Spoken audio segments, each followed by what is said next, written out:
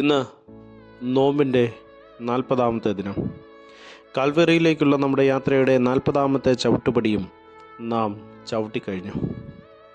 അപ്പോസ്തലനായ വിശുദ്ധ പൗലോസ് കൊരിന്ത്യർക്ക് എഴുതിയ 2-ാം ലേഖനം 6-ാം അധ്യായം 1 മുതൽ 10 വരെയുള്ളതായ വാക്യങ്ങൾ നാം വായിക്കുമ്പോൾ, ക്രിസ്തുവിൽ കൂടി ലഭിച്ചതായ ദൈവിക കൃപയ്ക്ക് വിശ്വസ്തരായിരിക്കാൻ പൗലോസ് തൻ്റെ വായനക്കാരോട് അപേക്ഷിക്കുന്നതായി നമുക്ക് കാണുവാൻ സാധിക്കും.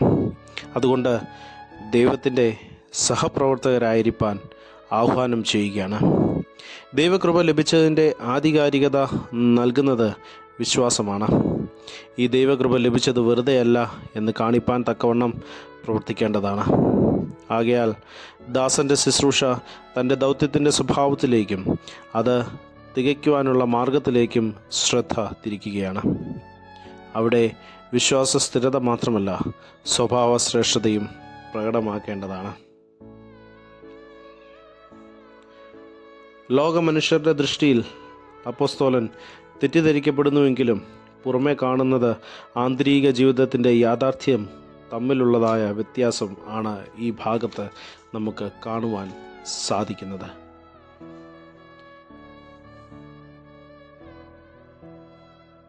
നീതിയുടെ പാതയിൽ സഞ്ചരിച്ച് സത്യവചനം ശക്തിയോടെ പ്രഘോഷിക്കുവാൻ, ജാഗ്രതയോടെ പ്രവർത്തിക്കുവാൻ നമ്മെ ആഹ്വാനം ചെയ്യുന്നു.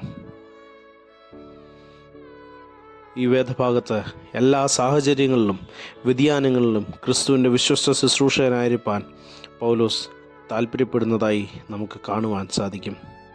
അതുകൊണ്ട് കഷ്ടതയുടെ ഹിമപാത വർഷങ്ങളുടെ ഇടയിലും ബഹുസഹിഷ്ണുതയോടെ തൻ്റെ ശുശ്രൂഷ ശുഷ്കാന്തിയോടുകൂടി ചെയ്യുന്നതായി നമുക്ക് കാണുവാൻ സാധിക്കും.